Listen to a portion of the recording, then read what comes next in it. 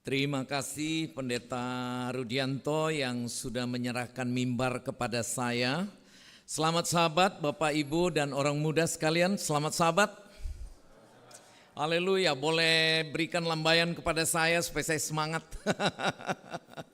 Terima kasih, saya melihat banyak wajah-wajah yang tidak asing di tempat ini. Dan saya sebut di dalam kasih Bapak Erhard Tobing dan juga Bapak Endro Situmorang, ketua kita, dan Bapak Yusak Barnabas. Ada senior kita di sini, saya lihat Bapak Willy, Wisan, dan beberapa lagi, saya tidak sebutkan namanya. Demikian pun dengan hula-hula saya, ada dua Simanjuntak di sini, Pendeta Togar Simanjuntak dan Bapak Dixon Simanjuntak ya.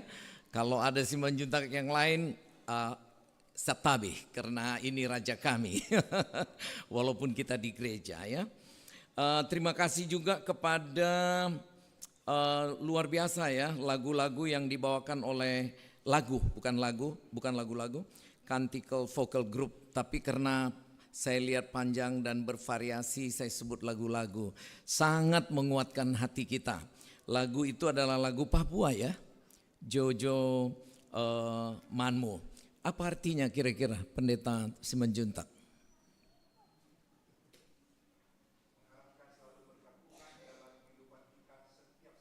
Tuhan selalu memberkati kita, haleluya.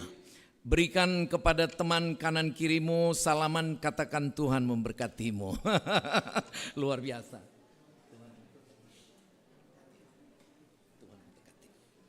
Terima kasih. Judul khotbah saya hari ini, kalau boleh IT bisa menayangkannya. Khotbah saya hanya diambil dari Alkitab. Dan Alkitab ini menuntun saya untuk menghidupkannya, dan di dalam nama Yesus saya ingin membagikan beberapa kesaksian yang semoga menguatkan jemaat yang kita kasihi ini. Jemaat ini tidak asing bagi saya, maupun dengan Bapak Pit Saragi. Tadi malam saya telepon, saya bilang saya mau berkhotbah di Kemang Pratama, kirimkan salam untuk semuanya. Karena Mama, opung yang kita kasih juga diantar dari sini ke tempat pemakaman. Dan juga tadi malam saya berjumpa dengan Pendeta Johnny Lubis dan Ibu Poppy. Beliau juga kirim salam Pendeta. Dan teman-teman di sini ada, saya ulangi lagi nama Bapak Wisan di sini, kirim salam, dan teman-teman semuanya. Bapak Johnny Lubis dan istri 6 bulan di sini, 6 bulan di Amerika, karena dia sudah mendapatkan mungkin green card atau apa, tapi harus di Indonesia 6 bulan. Nah, beliau nanti pada akhir bulan ini sampai tanggal 1 Maret akan menemani Sekretaris General Conference, mantan dari Ketua Divisi kita, Pendeta Samuel Sow, untuk KKR di Bandung. Dan Pendeta Samuel Sow tidak asing bagi kita di sini dan juga bagi keluarga kami. Dan kami rencana juga ke sana, tolong Bapak Ibu doakan agar mendapatkan banyak jiwa di sana. Begitulah penginjilan itu selalu ada dan harus betul-betul kita nikmati. Di dalam slides ini mungkin sudah ditayangkan ya. Boleh mungkin Pendeta, sudah ada ya dari Pendeta ya, enggak apa-apa, kita teruskan saja. Judul khotbah saya sangat-sangat membuat saudara-saudari nanti akan bangkit semuanya. Bangkit dalam hal semangat, yaitu rahasia pertumbuhan dan persatuan jemaat. Jemaat-jemaat di dunia ini, terutama Gereja Masih Advent hari ke-7, sangat-sangat dicobai oleh setan. Banyak jemaat yang memiliki anggota yang banyak, gedung yang bagus, kemudian pecah. Banyak jemaat yang sangat-sangat kelihatan solid karena sedikit anggotanya dan mencari tempat untuk ibadah, dapat tempat ibadah, setelah dapat tempat ibadah pecah. Karena setan tidak mau kita bersatu. Setan ingin membuat iri hati di antara kita. Setan ingin membuat kita merasa kita yang terbesar. Oh, ini bukan barang baru. Karena ini adalah sifat, kelakuan, dan tindak tanduk dari 12 murid Tuhan Yesus. Siapa yang terbesar? Jadi Bapak Ibu yang saya kasihi, dan juga orang muda yang saya lihat cukup banyak di sini, ciri pertumbuhan jemaat secara kualitas adalah ketika jemaat itu bersatu dan bertumbuh. Kalau dia tidak bertumbuh, maka jemaat itu akan saling cakar-mencakar sesamanya. Itu sebabnya banyak jemaat yang bertumbuh, ya Pak ya, banyak jemaat bertumbuh, dia mempunyai sekolah sahabat cabang. Karena dari sekolah sahabat cabang ini, dia akan menguatkan diri masing-masing supaya sekolah sahabat cabang ini bertumbuh. Itu sebabnya orang-orang yang bertumbuh dan ingin berdampak, dia ingin menjalankan KPA. Karena KPA ini kunci sukses supaya kita jangan pecah. Saya penyelenggara KPA 27 tahun. Dan saya tahu kalau saya tidak menyelenggarakan KPA, maka jemaat saya akan terkotak-kotak. Di MT Haryono kita membuat kelompok pendalaman Alkitab itu dibagi per sektor dan juga langsung dibagi secara sekolah sahabat, secara kelas sekolah sahabat ya. Jadi kelas sekolah sahabat sesuai sektornya, saya Jakarta Selatan, itulah sel grup saya. Dan itulah yang saya bawa untuk di rumah saya, kemudian kita kembangkan menjadi seperti mini church atau gereja kecil. Jadi Bapak Ibu sekalian, anak-anak muda, kalau engkau ingin bertumbuh dan berakar kuat, engkau harus memiliki salah satu ini. Apakah itu KPA, apakah itu sekolah sahabat cabang. Nyonya White mengatakan di dalam bukunya Patriarch and Prophets bahwa jemaat yang ideal ini seperti ini.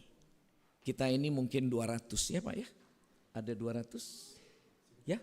Walaupun mungkin anggotanya lebih ya, 700. Biasa tuh di MT Haryono anggotanya 2000 tapi yang hadir 700. Biasa.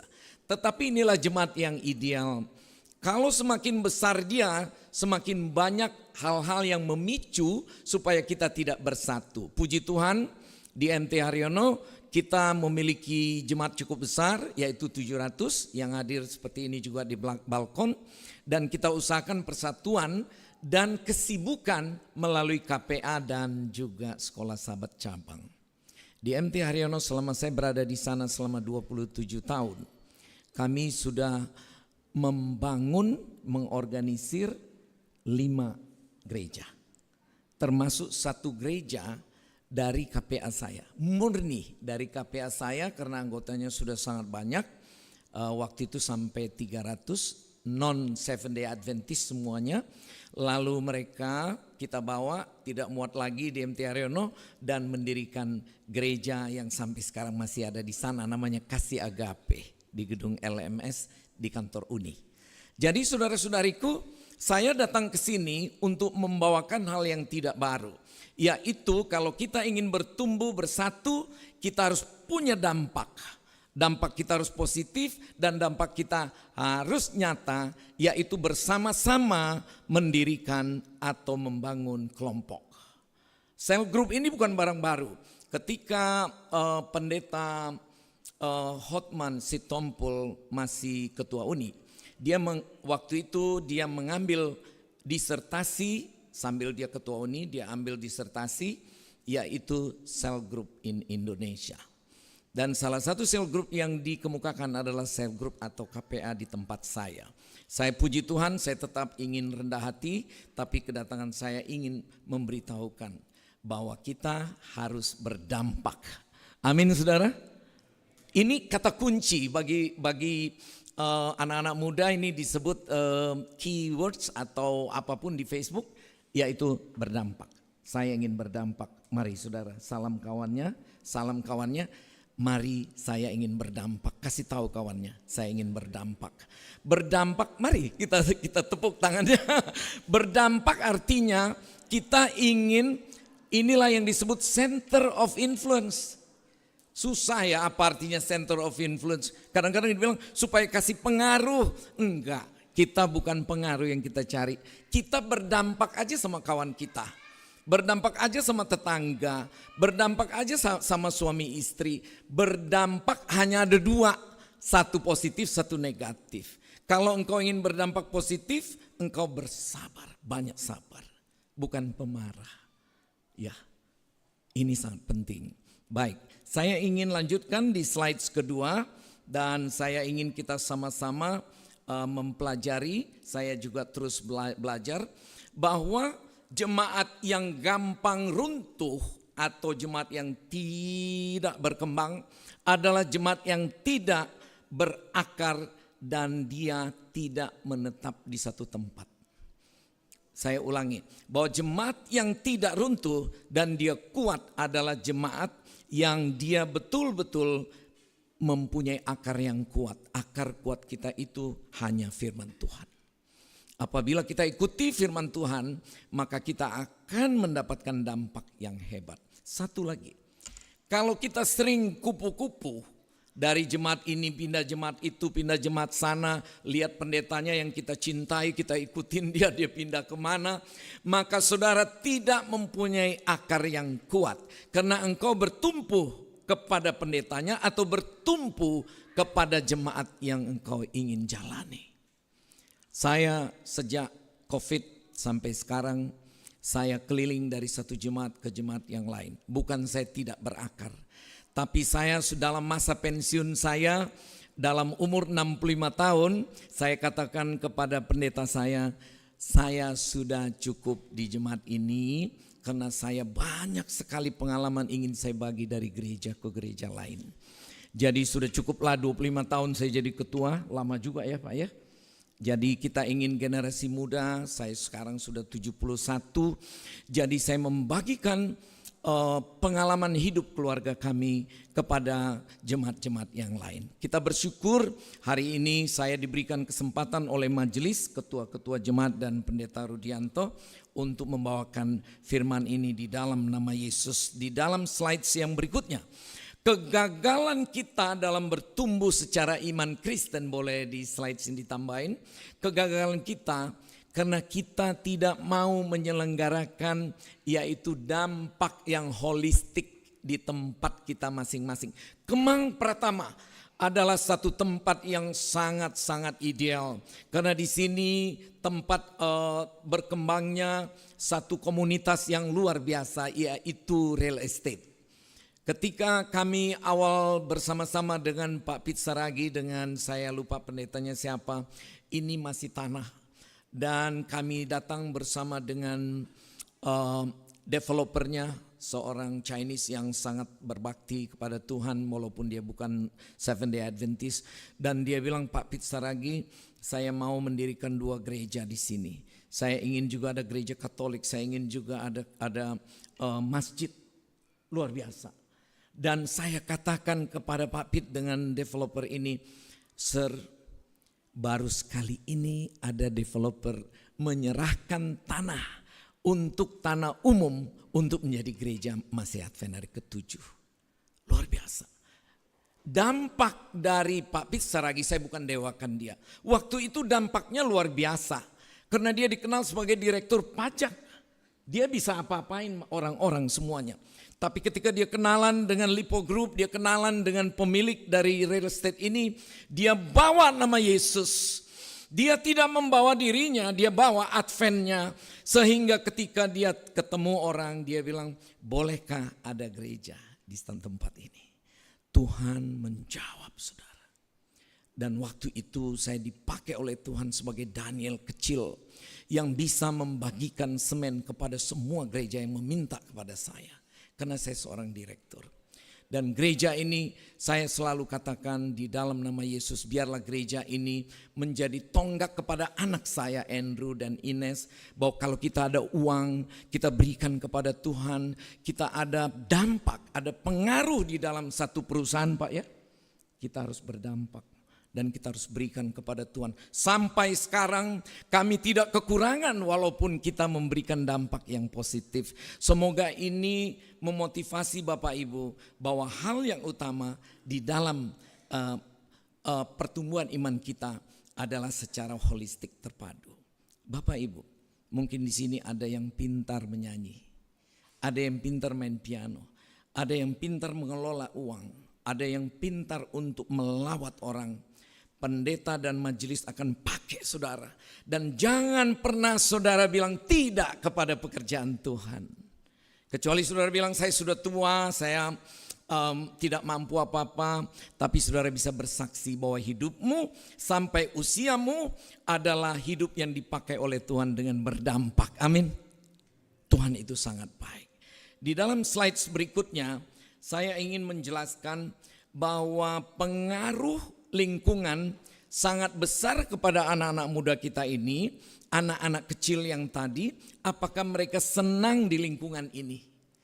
Lingkungan ini harus lingkungan yang ramah, lingkungan yang penuh dengan kasih, yang menjalankan perintah Tuhan melalui Petrus, melalui Paulus yang mengatakan di dalam Galatia 5 ayat 20 dan 2 sampai 22 ya. Mengenai Roh Kudus, mengenai karunia roh, bahwa kita harus memiliki 9 karunia roh itu. Oh luar biasa saudaraku, kita ingin membagikannya. Kalau kita kekurangan pengetahuan, kesalahan kita sendiri. Kalau kita tidak mengikuti follow the Bible, adalah kesalahan sendiri. Kalau kita tidak mengikuti ayat demi ayat dari follow the Bible ini, adalah kelalaian kita sendiri, gagal kita untuk pertumbuhan iman. Tidak usah ditunjukkan orang, oh saya sudah 10 kali baca Alkitab. Enggak usah. Tapi dengan perbuatanmu engkau nyata bahwa engkau memang adalah pelaku firman. Dengan segala kemampuanmu ketika engkau sedih seperti kejadian tadi malam Ibu Lili Sitompul istirahat kemarin. Lalu keluarganya bersedih dan datang dari Palembang lain-lain. Ketika sedih pun engkau harus membicarakan firman. Amin saudara. Luar biasa. Dan kehidupan pribadimu menunjukkan engkau milik Tuhan atau tidak. Milik Tuhan atau tidak bukan dengan kita pakai jas begini kita sudah hebat ya. Tapi tiap hari Sabat, tiap hari Minggu, hari Senin, Selasa dan seterusnya kita menggambarkan bahwa diri kita ini adalah milik Tuhan Yesus. Jangan jadi milik setan. Saya tidak mau dikecewakan oleh Yesus karena saya sudah dibayar lunas dengan darahnya dan tubuhnya di kayu salib. Saya ingin membahagiakan Yesus melalui kelakuan dan tindak tanduk saya. Amin saudara. Saya senang dengan musik yang luar biasa. Ada gereja yang mempunyai alat musik yang banyak termasuk juga drum dan lain-lain. Biarlah demikian. Kalau gereja ini memiliki alat musik untuk konser, biarlah demikian, sangat bagus. Kami di MT Haryono awal-awalnya 20 tahun lalu gitar nggak boleh. Kata-kata haleluya nggak boleh. Tapi dengan perkembangan zaman akhirnya semua menerima bahwa perkembangan zaman itu menuntut kita kehidupan pribadi kita ditunjukkan bahwa kita adalah milik Kristus. Amin saudara. Amin. Tolong tepuk lagi kawan kita. Kamu milik Kristus, bilang tolong.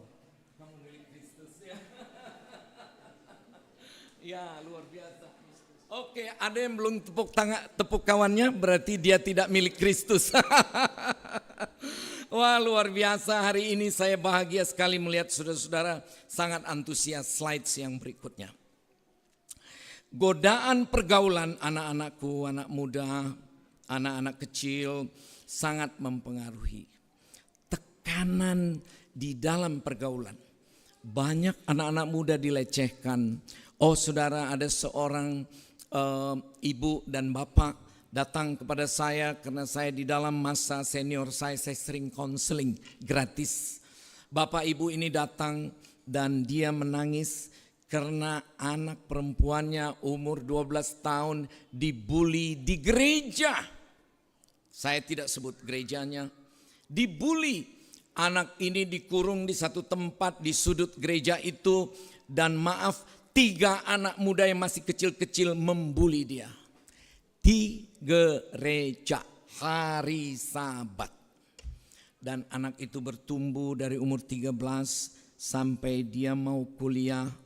Dan ketika kuliah dia bilang, I hate Seventh-day Adventist. Because mereka ahli Alkitab, but they don't live, dia tidak hidup dengan Alkitab ini. Saudara, 3 anak laki-laki yang kecil ini adalah anak gereja Masih Advent hari ke-7. Anak gadis yang masih 13 tahun ini, anak gereja Masih Advent hari ke-7. Di satu gereja, tapi menghadapi lingkungan yang tidak ideal. Mereka sama-sama di kelas kemajuan, tetapi anak ini tidak bisa berkembang lagi. Karena ketika dia lihat anak 3 ini, dia sebenarnya ingin adukan. Tapi setelah dia masuk universitas, baru dia kasih tahu sama papa mamanya, Advent itu muna. Ini anak muda tahu kalau dibilang muna ya. Hidup dalam 2 sisi, topengnya ada. Tidak semua orang Advent seperti itu. Dan saya katakan, Bapak, Ibu, jangan menyerah. Jangan menyerah. Ayo bawa anakmu, katakan bahwa anak ini harus memaafkan orang yang membuli dia. Saya katakan, Yesus, ampunilah dosaku seperti aku mengampuni orang lain.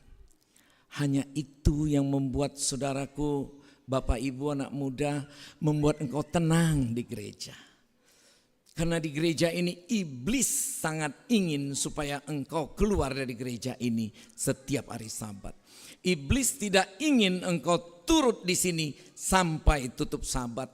Karena iblis ingin menarik engkau terus dari gereja ini. Tetapi Nyonya White katakan dan juga Alkitab katakan, kalau engkau bersatu dalam doa di sini, maka hadirat Tuhan hadir dan engkau jauh dari setan, karena setan gemetar ketika engkau berdoa.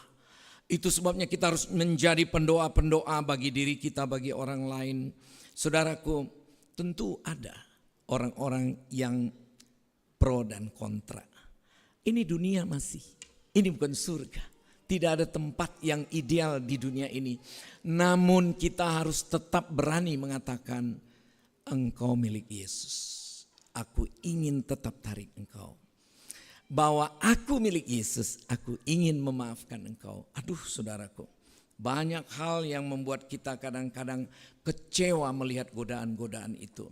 Tetapi pengaruh-pengaruh negatif baik dari media, dari viral, dari manapun, mari saudara jangan mau ikut. Kita harus menjadi jemaat Kemang Pratama yang ingin maju bersama Yesus. Amin. Amin. Kita ingin maju bersama Yesus. Slides berikutnya. Kadang-kadang yang mengganggu iman kita itu adalah adat istiadat yang bertentangan dengan iman. Banyak orang bilang orang Batak itu adatnya kuat. Ada lagi yang bilang orang Papua sangat kuat adatnya. Ada yang bilang di Minahasa itu adatnya adalah adat untuk bersatu, happy dan lain-lain. Enggak apa-apa. Semua adat adalah peninggalan dari nenek moyang kita. Tetapi ketika saya di MT Haryono melihat seorang majelis, dia pergi untuk acara adat di hari Sabat. Saya tarik dia saudaraku. Dan saya bilang, ayo ke gereja, jangan ikutin adat hari Sabat biar engkau tidak terkenal sekalipun di adatmu. Jangan, karena orang Batak biasanya bikin adat hari Sabtu, karena hari libur. Hari Minggu mereka pergi untuk ke gereja. Jadi saudara, jadilah seorang Advent Batak yang tetap taat kepada adat, tapi tidak mau pergi ke adat pada hari Sabat. Sangat penting saudara. Karena kadang-kadang dia raja, dia keturunan yang paling bagus. Jadi untuk menjaga reputasinya, maka dia diam-diam pergi. Oh sudah tidak ada lagi sekarang di MT Haryono saudara. Dulu dianggap biasa itu tapi sekarang sudah tidak ada. Saudaraku, dalam perkembangan anak-anak kita dan perkembangan rohani kita, kadang-kadang kita ini tidak didukung oleh istri. Atau tidak didukung oleh suami. Bahkan tidak didukung oleh anak. Kadang-kadang kau anak muda merasa ketika engkau mengembangkan sesuatu di gereja ini tidak ada dukungan dari keluarga. Tapi gereja mendukung. Jadi bagaimana ini? Maju terus. Karena Alkitab katakan bahwa Tuhan lebih utama dari apapun. Bukan saudara membenci keluargamu, tapi engkau harus ikut Tuhan sambil mencintai keluargamu yang tidak mendukung. Cintai istrimu yang tidak mendukung engkau. Kadang-kadang di dalam majelis itu, saudara, saya sudah 35 tahun di majelis. Kadang-kadang ada seorang yang diangkat menjadi direktur sekolah sahabat perempuan. Datang, maaf saya nggak mau karena suami saya tidak mendukung, katanya capek sekali jadi direktur sekolah sahabat. Pagi-pagi jam 9 kalau yang diminta itu tidak datang, terpaksa dia yang ambil bagian. Aduh, stres banget. Siapa di sini direktur sekolah sahabat? Ada di sini? Ada ya? Oh ya stres ya. Pasti stres. You dikuatkan oleh Tuhan ya, pasti dikuatkan.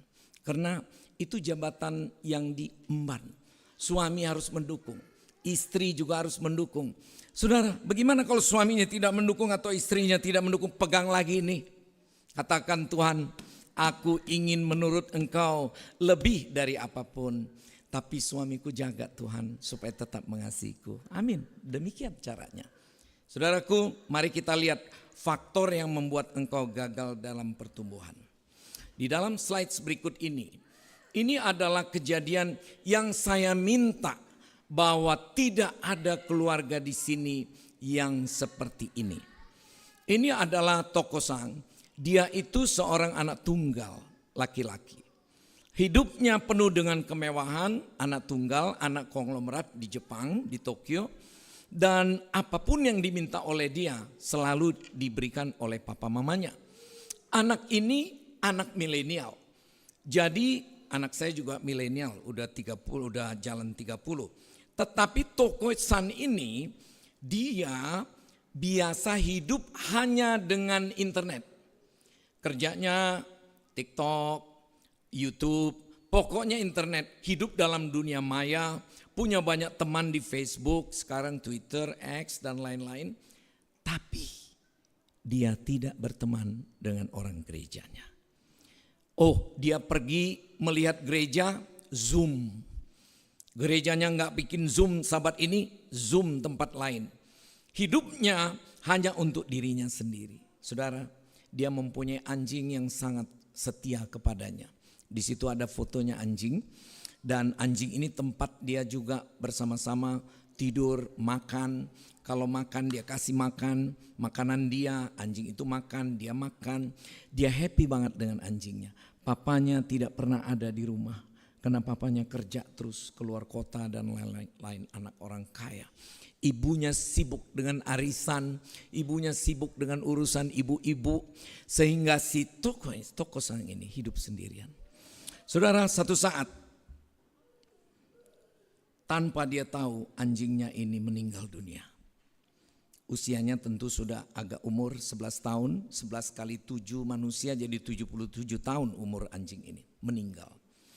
Dia menangis, meraung dan minta papa mamanya untuk awetkan anjing ini, tidak boleh dibuang. Tetapi papa mama katakan kalau diawetkan ini nanti kamu jadi terus sama anjing ini. Kamu terus sama dia. Mau anjing baru? Enggak, saya sayang sama anjing ini. Saya sayang. Oh, jadi bagaimana? Sudahlah, kalau papa mama enggak mau dia awetkan, ambil saja kulitnya. Dan saya akan masuk ke dalam kulit itu menjadi anjing itu. Menjadi dogi. Dia sudah tahu gaya anjing, ya kami juga di rumah punya anjing. Kalau itu anjingnya Shih Tzu, dia begini-begini. Kalau saya datang dia jalan begini, lenggok-lenggok pantatnya. Kalau itu anjing yang besar, dia langsung peluk saya, dia hak. Dan saya tahu kelakuan anjing. Saudara-saudari juga yang punya anjing pasti tahu. Anak ini juga demikian. Saudaraku, yang saudara lihat di sini, ini adalah si Toko Sang sudah menjadi anjing. Itu bukan anjing beneran, dia di dalamnya. Dan dia meniru. Dan setiap hari Minggu dia pergi ke park di Tokyo dan dia menjadi anjing. Suatu saat ada Netherlands TV mengambil dia dan men-shoot dia. Ayo coba gonggong, oh, oh, oh. Ketika dia gonggong, anjing-anjing yang lain yang dibawa anjing asli datang kepadanya dan takut dia lari, dan ketika dia lari terbukalah itu kulitnya. Tapi dia tetap ingin menjadi anjing. Saudaraku, dalam slides ini, mungkin slide sebelumnya, saudara lihat itu. Dia bilang, dia berdoa kepada Tuhan. I want to be an animal. I want to be a dog. Saya mau menjadi dog. Kawanku, adik-adikku semuanya, you want to be like Jesus, not like a dog, not like whatever you want to be. Just want to be like Jesus. Amin, saudara. Mari mirip seperti Yesus. Kita ingin mirip seperti Yesus dalam kesempurnaannya, yaitu tabiatnya, kelakuannya, tindak tanduknya setiap hari. Saudara, tidak ada yang mengecewakan keluarga apabila anak-anak kita keluar dari gereja kita. Saudara, di dalam slides berikutnya, ini adalah pendidikan agama. Anak saya dibesarkan di gereja, di sekolah yang bukan sekolah gereja. Dia dibesarkan waktu TK sama SD, dia dibesarkan di gereja, di sekolah Katolik karena dekat rumah saya di Lebak Bulus. Dan kami tahu akan ada pengaruh. Karena pertumbuhan iman orang itu dipengaruhi oleh agamanya. Oleh sebab itu ketika Andrew dan Ines masih kecil, ada pendeta muda. Pendeta Rudianto di sini ada pendeta muda? Enggak ada ya? Capek ya? Jadi ada pendeta muda 2 di MT Aryono. Jadi saya minta melalui pendeta senior, pendeta tolong supaya pendeta muda ini setiap Jumat sore sebelum Vesper mengajar anak-anak saya. Jadi tiap Jumat ngajar karena pengaruhnya bukan gereja kita. Jadi diajar, begitu dia selesai SD, SMP, masuk ke international school, enggak ada pelajaran agama. Tapi anak saya minta pendeta muda mengajar terus. Karena pendidikan agama sangat penting. Kurikulum di Indonesia ini sangat terbatas untuk agama. Saudara-saudari mungkin tahu saya adalah ketua harian Dewan Pimpinan Pusat Majelis Umat Kristen Indonesia. 8 aras, 3.000 denominasi saudara. Termasuk Advent. Advent 1 aras. Tapi dari aras ini ada denominasi banyak sekali. Dan saudara, saya tahu benar bahwa aras-aras gereja ini memiliki dogma yang masing-masing. Dan saya lintas agama, lintas denominasi. Dan saudara, waktu itu saya tahu bahwa kita adalah denominasi yang disebut sebagai denominasi cult. Cult, bahasa Inggrisnya cult. Cult itu apa ya? Gereja apa Andrew? Cult? Gereja yang terlarang ya. Karena kita tidak seperti Protestan yang lainnya ya. Jadi kita tidak dianggap. Saya pergi tahun lalu saya pergi ke Universitas Satya Wacana di Salatiga. Karena saya sebagai wakil dari Majelis Umat Kristen Indonesia. Saya pergi ke sana. Rektornya bilang, ketua hariannya Advent. Iya, saya bilang. Oh, kaget. Protestan itu. Kenapa kaget Pak Rektor? Ini kejadian. Pak Rektornya bilang tahun lalu nih. Yuk kita ke perpustakaan Universitas Satya Wacana yang terbesar, saudara. Oh boleh. Kami pergi ke perpustakaan besarnya 2 kali gereja kita ini. Pergi ke tiap counter dan ada satu counter saudara. Namanya Protestant Books. Habis Protestant Books sebelahnya ada Cult Books. Artinya gereja-gereja terlarang. Semua tulisan Nyonya White di situ saudara. Kita dianggap gereja yang apa ya, cult ya. Tulisannya CULT. Coba dulu abang, Dedi jadi lupa ini. Apa? Gereja apa? Bidat ya, bidat. Kita dianggap bidat. Di universitas terbesar saudara, kita dianggap bidat. Saya bilang, saya bukan bidat. Kami hidup dengan sola gratia. Advent hidup dengan Trinitas. Advent hidup memenuhi seluruh ayat-ayat yang ada di sini. Pak Rektor percaya semua ini? Percaya. Pak Rektor percaya Taurat? Percaya. Pak Rektor ikutin Taurat? Tidak. Kenapa? Semua sudah digenapi oleh Yesus. Begitu saudara dogmanya? Saudara kuat sekali iman saudara. Ketika saudara pergi menginjil kepada sesama Protestan atau Katolik, saudara harus kuat sekali mengetahui 28 doktrin. Saudara jangan mau kalah. Karena apa? Karena kita tidak pernah disalibkan masalah Alkitab. Kita tidak pernah disalibkan masalah haram dan halal. Kita tidak pernah disalibkan untuk iman kita bahwa ada roh nubuat di dalam Daniel dan Wahyu. Pegang kuat saudara. Kalau saudara tidak yakin itu, bahaya. Di MT Haryono sekali 3 bulan dengan penuh antusias kami selalu mengulangi Daniel dan Wahyu. Karena di situ kekuatan kita. Di situ kekuatan kita. Saudara, terserah saudara belajar online atau dengan gereja. Tapi mari kita kuat dalam iman bahwa kurikulum yang terbatas di sekolah-sekolah harus kita kuatkan iman anak-anak kita. Saudara, walaupun dengan kehidupan yang penuh Alkitab ini, saudara pasti dicobai oleh setan. Saya menginjil, maaf saya bukan mengada-ada. Tapi kami menginjil sejak tahun 2003 di rumah kami. Kami pergi KKR Akbar di mana-mana, kebetulan saya waktu itu punya dana tahun 2003. Terus sampai saya pensiun. Apa saudara pikir hidup saya enak-enak saja bersama Tuhan? Tidak saudara. Karena setan tidak mau saya seperti ini terus menginjil. Maka pada tahun 2018 bulan Maret di dalam slides ini, rumah kami terbakar.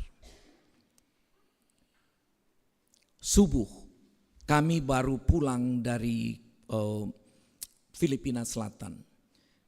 Ini hari Senin. Hari Sabat kami baru selesai KKR 13.000 orang saudara. Di tempat yang luas. Dari 13.000 ini 3.600 dibaptiskan. Hari Sabat. Karena baptisannya itu banyak sekali, tidak bisa di danau jauh sekali. Kalau pakai bus 3.600 berapa bus ya? Satu bus 50 cuma, ya kan? Jadi akhirnya ada pengusaha toren yang besar, dia bilang boleh nggak pakai toren saya baptis di dalam toren. Lalu ketua divisi katakan boleh, yang penting dicelup. Akhirnya saudara malam Sabat ketika kami panggilan, saya tahu pasti 35% akan dibaptiskan. Karena kalau 13.000 yang dibaptis sekitar 3.000-an. Saya tahu itu karena saya sering menginjil. Tidak semua yang saudara ajak datang itu datang terus dia mau dibaptiskan. Jadi datanglah ini. Semuanya toren, ada 1.000 toren. Isi air malam Sabat semuanya.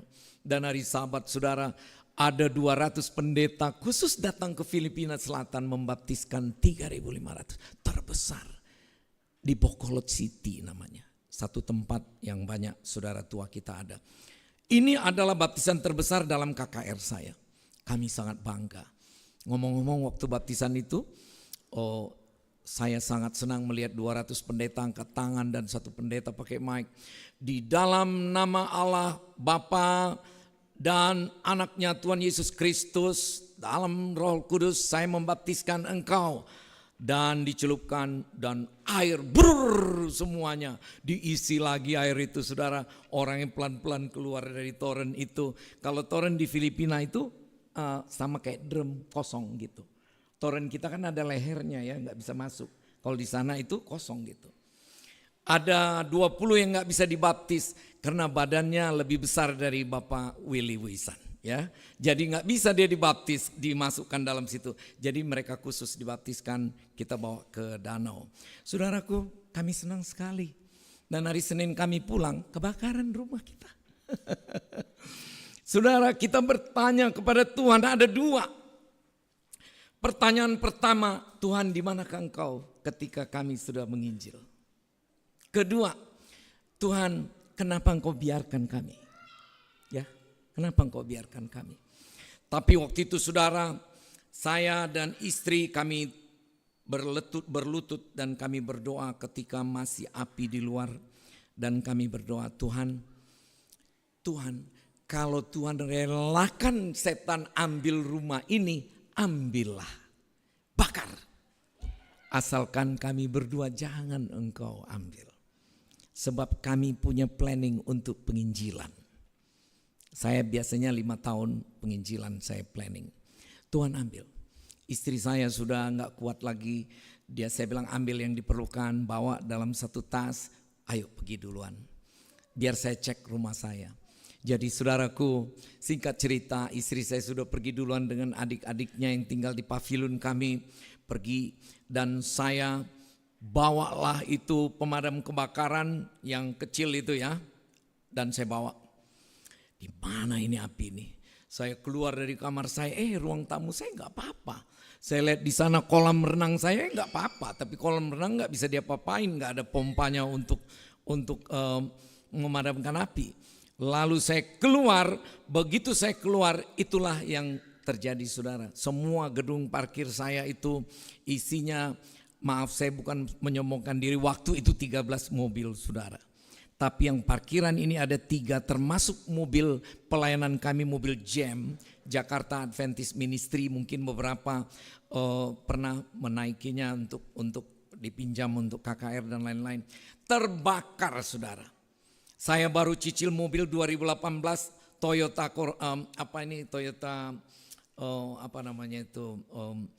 Kijang, terbakar juga. Mobil kesayangan saya Mercy terbakar juga. Saudara, kalau iman saya kecil, saya tidak akan menyembah Tuhan lagi. Karena saya baru bawa kepada Tuhan 3.500 orang. Kenapa Tuhan kasih begini? Tapi saudara, kami katakan berdua, anak saya waktu itu masih di Amerika untuk sekolah, yang perempuan yang ada sama kami. Dan saya katakan, Mes, kita harus kuat. Semakin banyak cobaan, semakin kuat iman kita. Amin saudara. Kuncinya hanya itu. Semakin saudara tidak ada uang, saudara harus yakin bahwa Tuhan itu ada.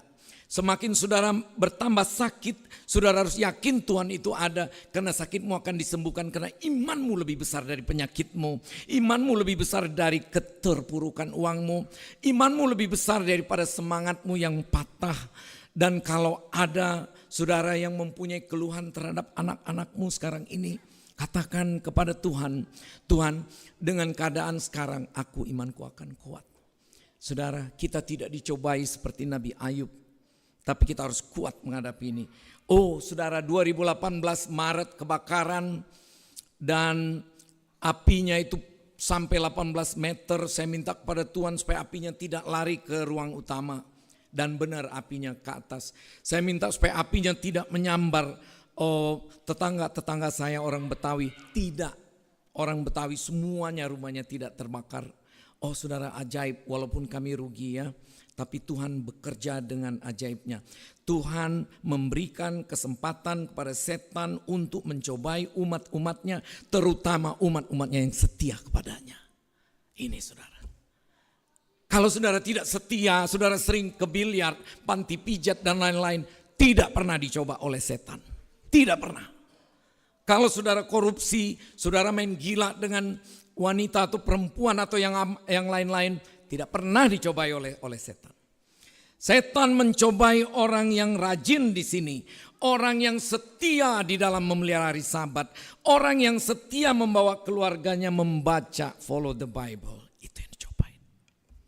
Jadi saudara pilih 2, berteman sama setan atau berteman sama Tuhan.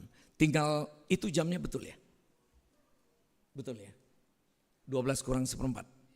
Oke, boleh tahan sebentar, saya akan teruskan. Saya ingin membagi firman Tuhan kepada saudara. Kita lanjutkan saudara. Karena waktu, mari kita ke halaman yang namanya kecemasan dan stres. Ya, lanjut. Lagi. Kecemasan dan stres. Lanjut saudara. Dari IT. Nah, kecemasan dan stres membuat saudara berpenyakit. Maaf, kalau sekarang saudara punya penyakit karena bukan stres, nggak apa-apa. Itu penyakit alam.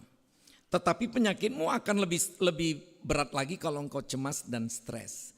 Cemas karena engkau takut menghadapi situasi di dalam dunia ini. Cemas melihat kemana anak-anakku akan pergi. Anak-anak muda cemas.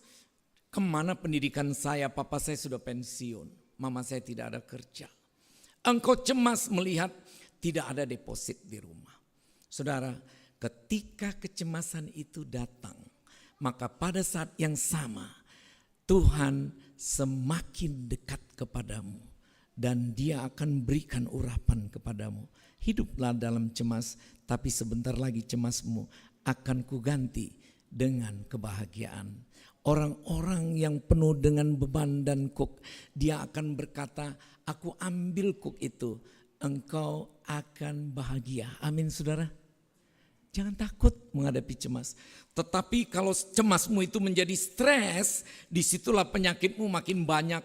Maka engkau juga berpenyakitan karena stres itu membawa kita kepada suatu hal yang sangat tidak menguntungkan. Di dalam Council on Diet and Foods, Nyonya White mengatakan banyak orang hati-hati dengan makanannya. Dia vegetarian, dia betul-betul menakar mana karbohidrat, mana yang tidak. Tetapi penyakit itu datang karena ada stres dalam dirinya. Saudara, begitu saudara stres, begitu saudara mulai pusing, kebanyakan kita bilang, alah peduli amat ini, saudara lempar. Apa ini, saudara lempar? Mana istri? Bilang padanya, oh udah pergi, saya gak perlu lagi. Stres.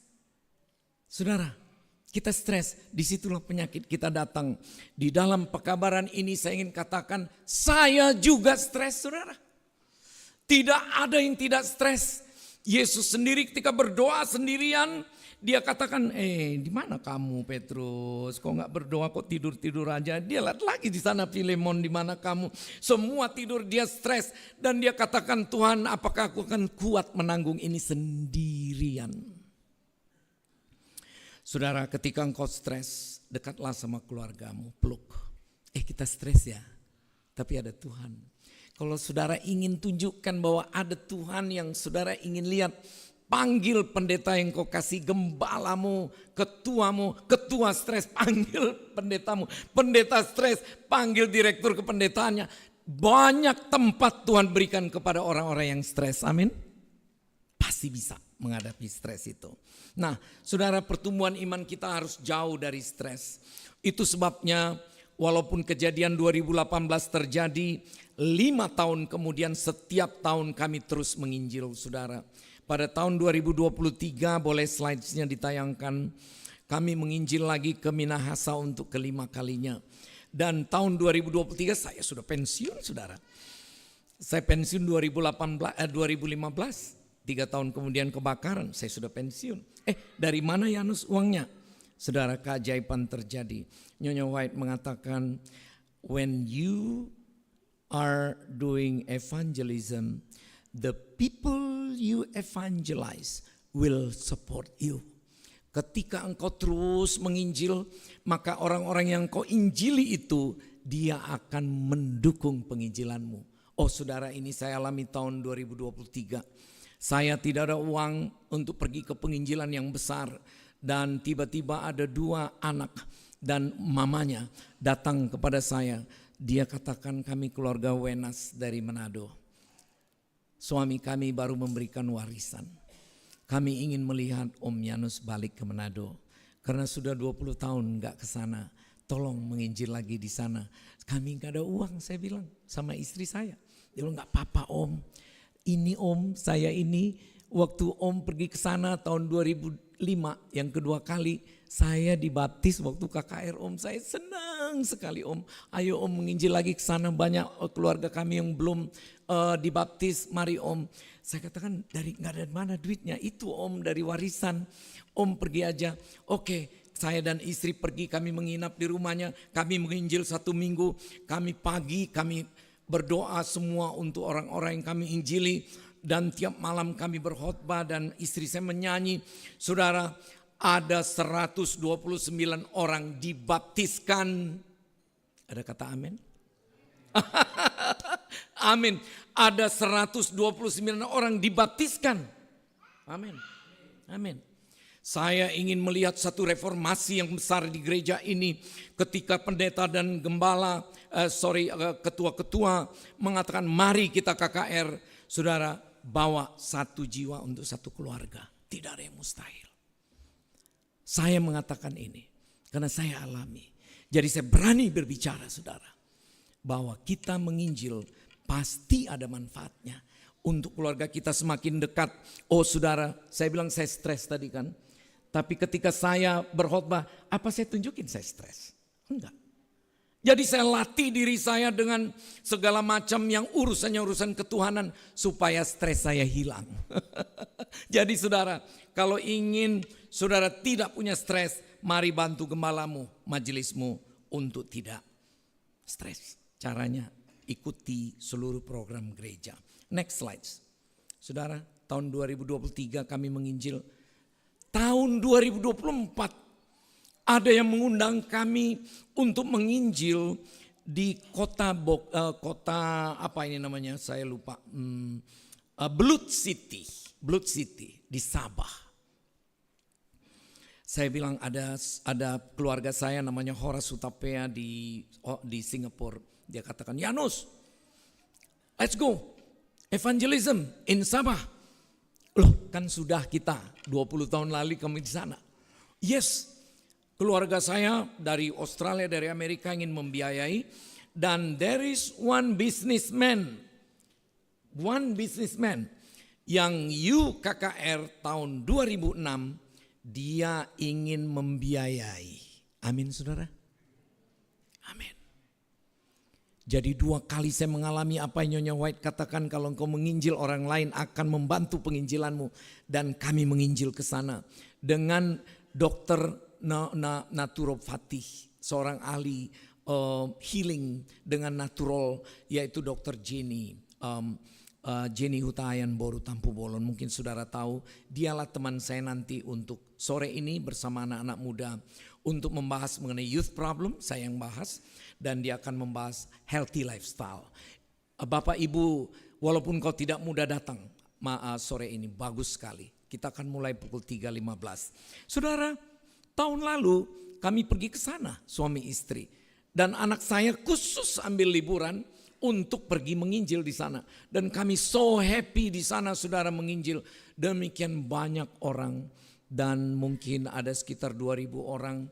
Dan yang dibaptiskan pendeta 225 orang. Saudara, saya tidak membaptiskan. Saya memang evangelis yang diurapi dari divisi khusus dengan Bapak Stefanus Wijaya. Hanya kami berdua yang diurapi khusus di divisi. Saya nggak bisa membaptiskan. Tapi saudara melihat pendeta-pendeta itu membaptiskan orang demikian banyak. Hati saya penuh dengan sukacita. Saya bilang amin. Cobain lagi saya setan. Cobain lagi saya setan. Saya tidak berhenti untuk menginjil, saudara. Saudaraku, mari terus kita menginjil. Karena waktunya sudah sangat sempit.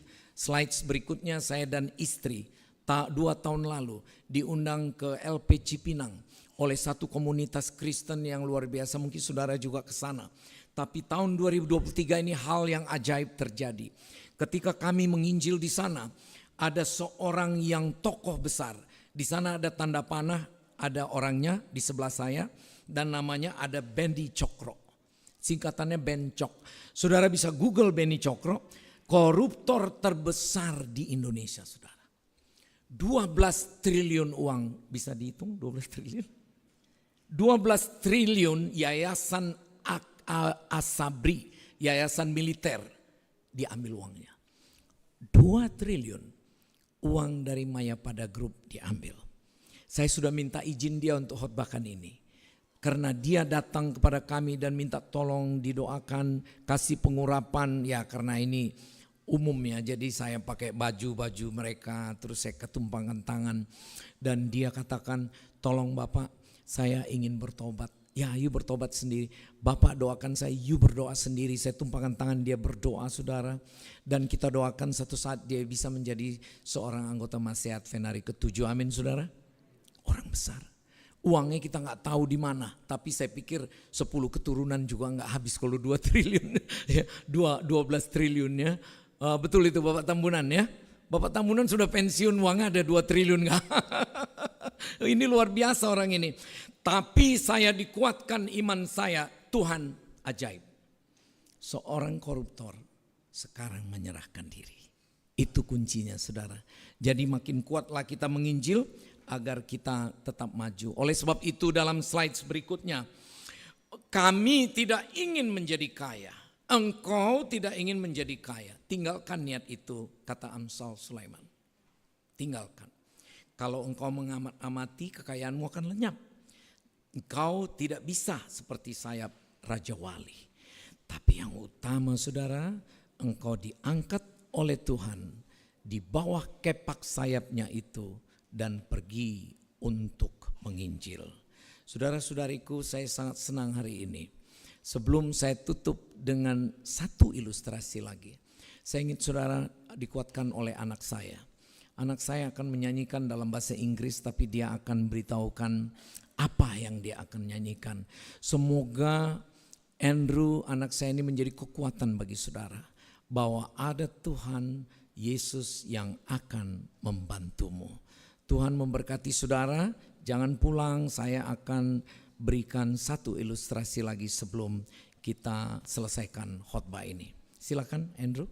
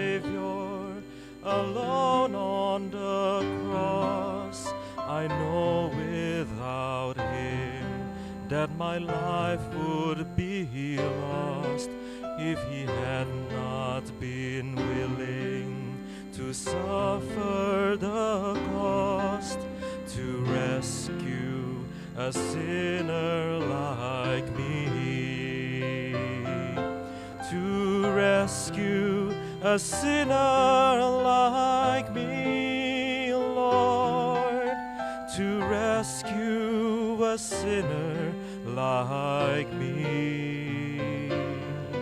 He abandoned his throne and his kingdom above to rescue a sinner like me.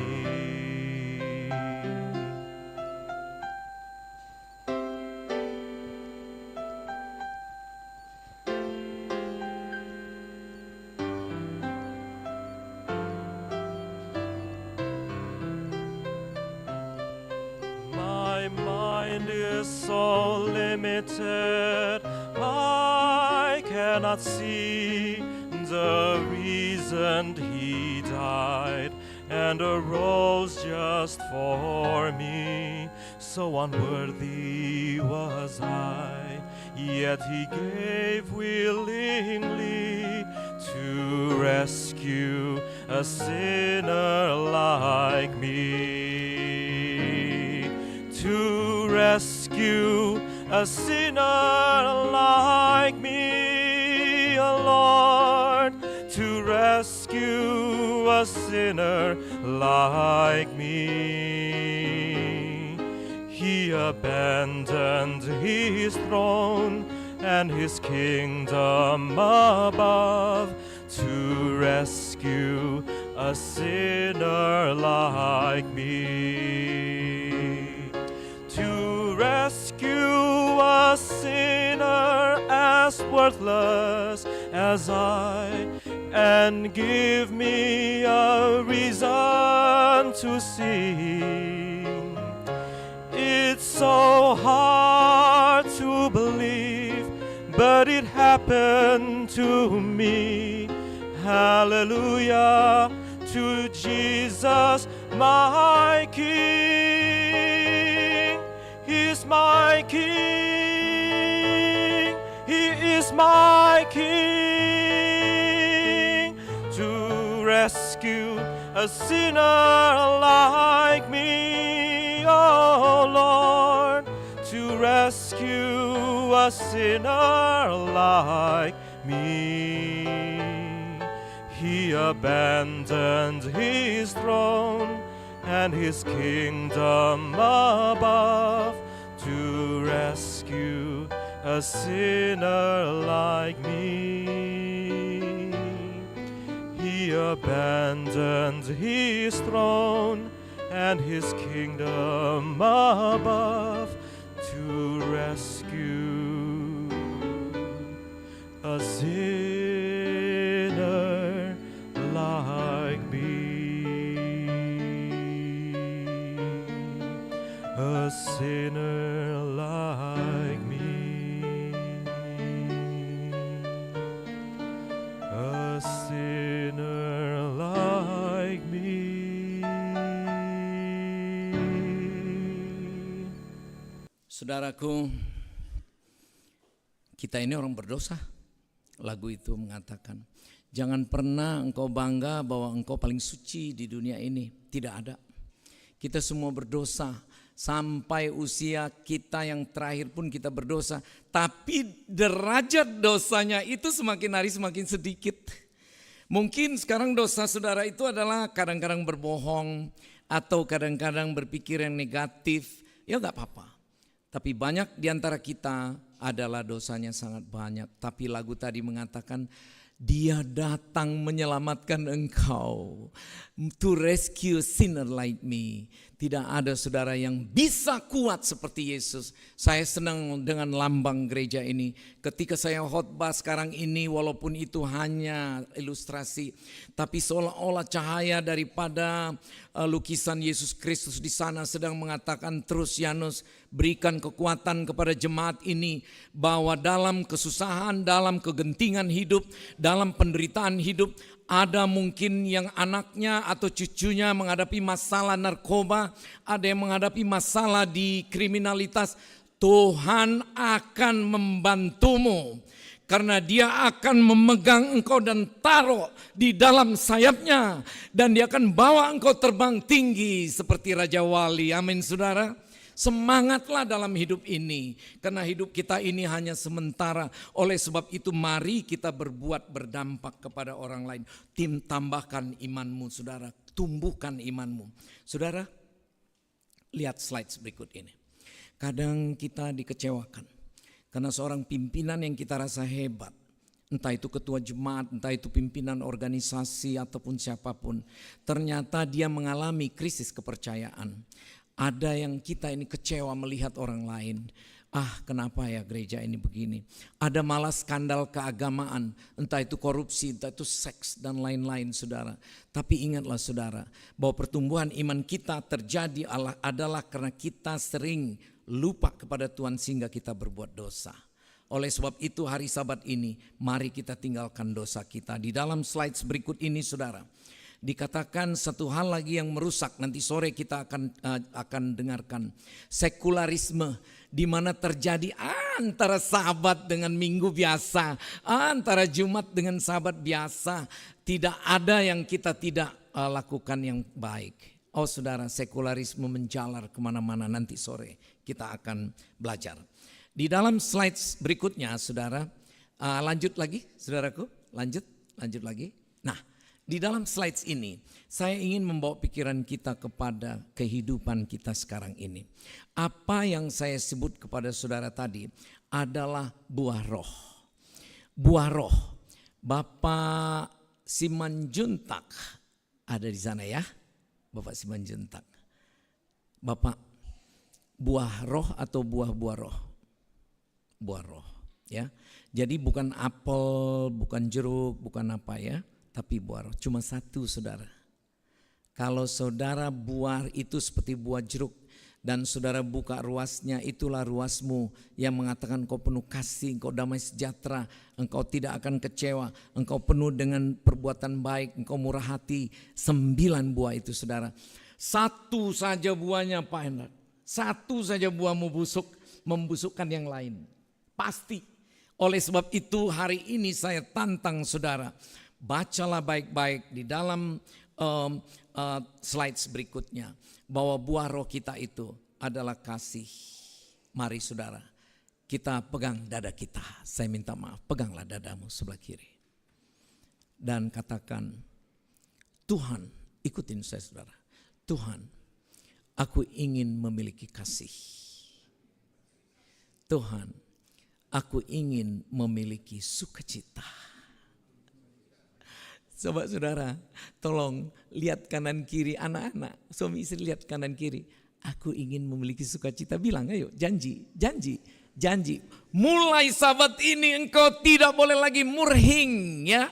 Murhing, tidak lagi ada cembetut. Kita harus sukacita karena Tuhan mengajarkan bahwa buah roh itu adalah sukacita. Jangan lagi di majelis kau marah-marah ya. Orang-orang majelis, engkau tidak punya roh kalau engkau marah-marah di majelis ya. Aduh, ngeri kali mak kalau sudah di majelis sepertinya sudah kayak di tiang gantungan. Oke, pegang lagi dadamu. Katakan, Tuhan, aku ingin damai sejahtera. Tuhan, aku ingin sabar. Sabar Tuhan. Sabar. Dalami saudara, sabar. Engkau akan dicobai. Engkau akan emosimu diganggu. Tapi sabarlah. Apapun di dunia ini engkau harus sabar. Pegang dadamu saudara. Ya Tuhan, saya ingin sabar. Tuhan, saya ingin murah hati. Ulangi saudara. Tuhan, kalau ada persembahan saya kasih, bilang. Ya, itu tanda murah hati kita. Kalau ada program gereja, saya murah hati Tuhan. Mungkin dengan talenta saya, mungkin dengan uang, dengan apa saja. Mari murah hati saudaraku, jangan pelit. Mari saudara, Tuhan, saya ingin berbuat baik. Karena engkau penuh dengan perbuatan baik. Saudara, jauhi perbuatan jahat. Tuhan, saya ingin setia. Setia kepada pasangan saya. Anak-anak bilang, saya ingin setia sama orang tua.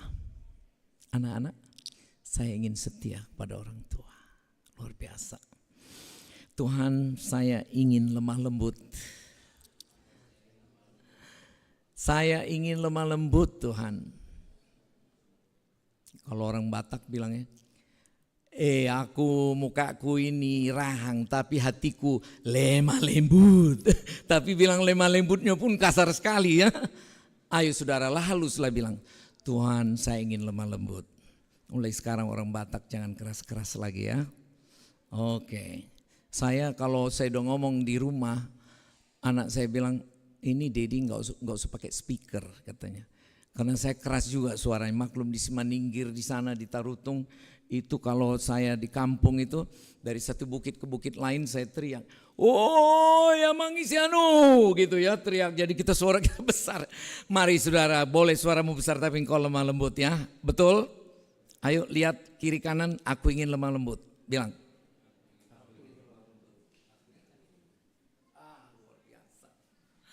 Saudara, saya tidak ingin lagi ada di majelis atau rapat apapun, rapat PA, rapat sekolah sahabat.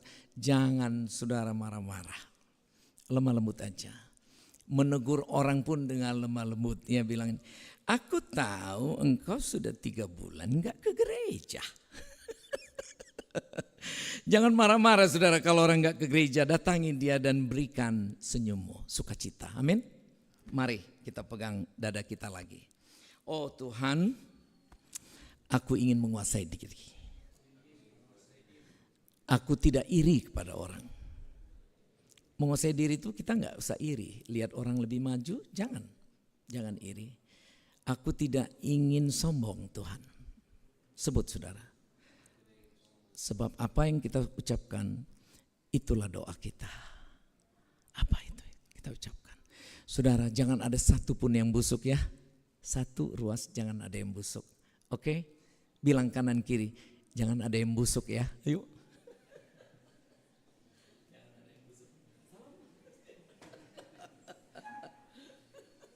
Aduh, kalau udah busuk, hati kita busuk, tidak ada ketulusan lagi. Aduh ampun. Mari, siapa tadi yang baca ayat saut-sautan? Saudara, 1 Petrus 3 ini sengaja saya bawa. Tidak banyak yang mengkhotbahkan ini saudara. Tapi ini adalah khotbah kekuatan engkau menghadapi ini. Baik di majelis, baik pendeta menghadapi ini. Petrus mengalaminya. Dan siapakah yang akan berbuat jahat terhadap kamu jika engkau rajin berbuat baik? Pertanyaannya, engkau rajin berbuat baik, apa enggak ada orang berbuat jahat? Itu pertanyaannya. Saudara baca yang berikutnya. Tapi sekalipun engkau harus menderita oleh kebenaran ini, kamu harus berbahagia. Jadi sekalipun kau berbuat baik, oh saudara, saya berbuat baik macam-macam, saudara nggak usah saya ceritain di sini. Bagaimana scholarship beasiswa saya berikan di UNAI, di UNCLAP, di PTSN dan lain-lain.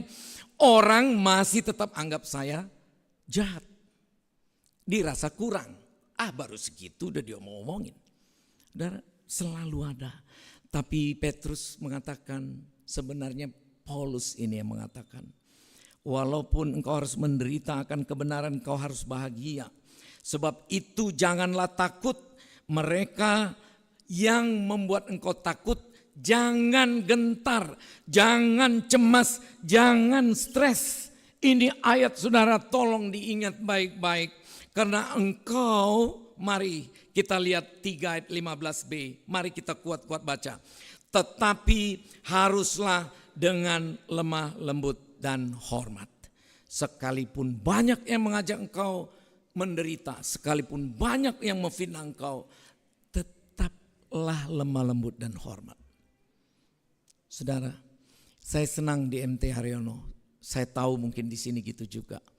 Kami minta pendeta dan ketua selalu di depan menyalami orang sampai sekolah sahabat. Begitu sekolah sahabat mulai ya nggak bisa karena mengajar kita. Kita harus lemah lembut dan hormat. Saudaraku, saya pernah mengalami, saya salaman habis khotbah saudara. Habis khotbah, saya salam dia, selamat sahabat. Digituin saya. Kenapa Pak? Kau menyindir aku. Marah dia saudara. Karena saya khotbah itu kalau yang manis-manis itu bukan khotbah saudara.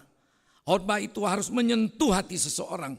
Entah dia marah, entah dia bertobat, urusan dia saudara. Benih itu saya tanamkan kepada saudara-saudari. Biarlah kita bertumbuh dengan lemah lembut dan hormat. Dan dengan hati nurani. Jangan kepalsuan. Jangan saudara cipika-cipiki di gereja tapi di luar ibu-ibu ngomongin. Dia ibu-ibu ya biasa ya. Jadilah ibu yang baik seperti Esther. Ada nama Esther di sini. Ya, seperti Ribkah, jadi anak-anak ibu-ibu yang baik. 1 Petrus 3 ayat 16, 2 lagi saudara. Supaya mereka yang memfitnah engkau karena hidupmu saleh, mereka jadi malu karena fitnahan itu. Jangan pernah balas dendam saudara. Apapun yang terjadi padamu, jangan balas dendam. Jangan tidak senyum sama orang menyakitimu, senyum terus. Walaupun engkau hancur hatimu, engkau akan bertumbuh, berakar dan kuat di gereja ini sampai Yesus datang kedua kali. Amin. Mari saudara, 3:17 ini dibacakan oleh Bapak kita tadi. Sebab lebih baik menderita 1, 2, 3. Sebab lebih baik menderita karena berbuat baik. Jika hal itu dikehendaki Allah. daripada menderita karena berbuat jahat. Kalau sama-sama berbuat jahat, sama-sama main biliar, sama-sama main ke panti pijat, udahlah itu mah biasa.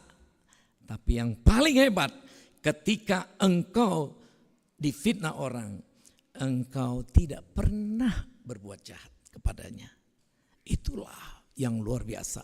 Ampunilah aku Tuhan karena seperti aku mengampuni orang.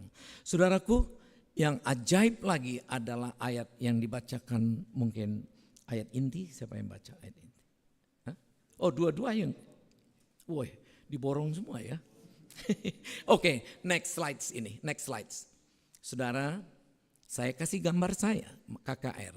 Saya ingin saudara-saudara, adik-adikku yang kecil, punyalah cita-cita untuk menginjil ya.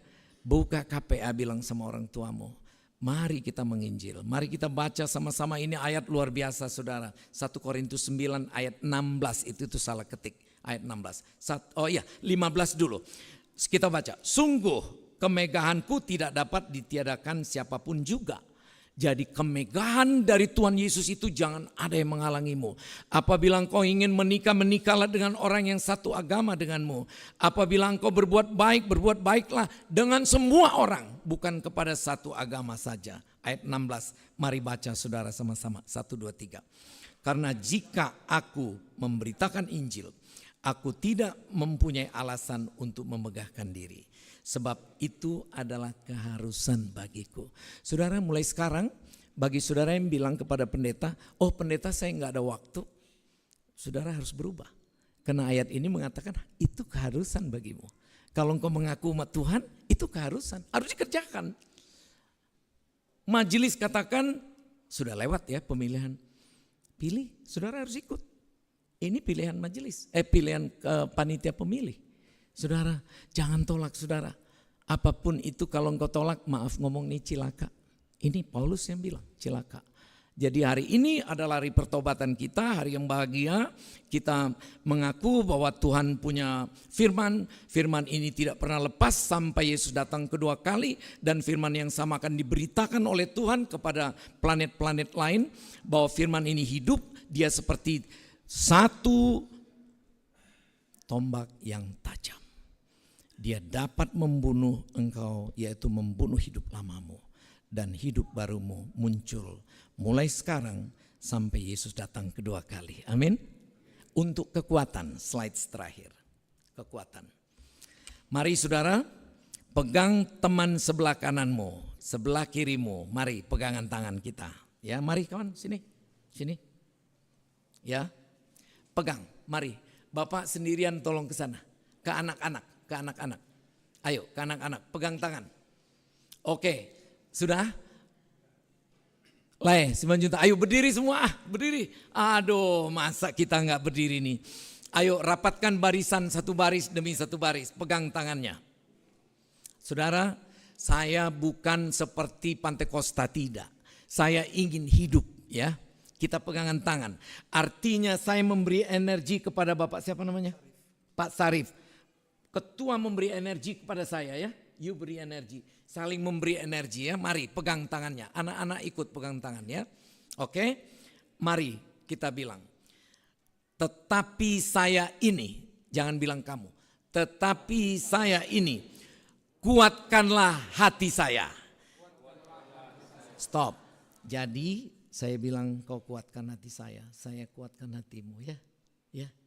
Jadi ingat kalau ada yang lemah di sini hari Sabat masih tidak senyum, ayo kita saling kuatkan ya. Mari hidup hangat gereja ini ya. Oke, mari sekarang kita bilang, kita lihat kiri kanan. Jangan patah semangatmu, jangan patah semangatmu, jangan patah semangatmu. Walaupun engkau patah hati. Oke, jangan patah semangatmu. Mari kita sebut kuat-kuat, angkat tangan. Karena ada upah bagi usahamu. 1, 2, 3. Karena ada upah bagi usahamu. Usahamu itu adalah terus menginjil. Terus KKR. Terus KPA. Terus di sekolah Sabat ya. Di sekolah Sabat jangan saling bakalahi kalian demi ayat. Aku apa lain ini, aku apa lain. Jangan. Menguatkan aja lah di sekolah Sabat itu ya. Yang belum menguatkan bertobat hari ini ya. Oke, sama-sama kita sebut bahasa Inggrisnya. Semua tahu ini, Opung juga tahu. 1, 2, 3. Be strong when things fall apart. Kuatlah walaupun engkau lemah, saya kuatkan kamu. Ayo bilang kawanmu, kuatlah walaupun kamu lemah. Saling. Tuhan memberkati kita. Coba angkat tangannya. Bilang Horas 3 kali. Horas, Horas. Bilang 1 kali ini. Ini yang belum tahu belajar. Pakatuan wopa kalawiran. Pakatuan wopa kalawiran. Artinya baik-baik sajalah kalian semua di sini ya. Tuhan memberkati.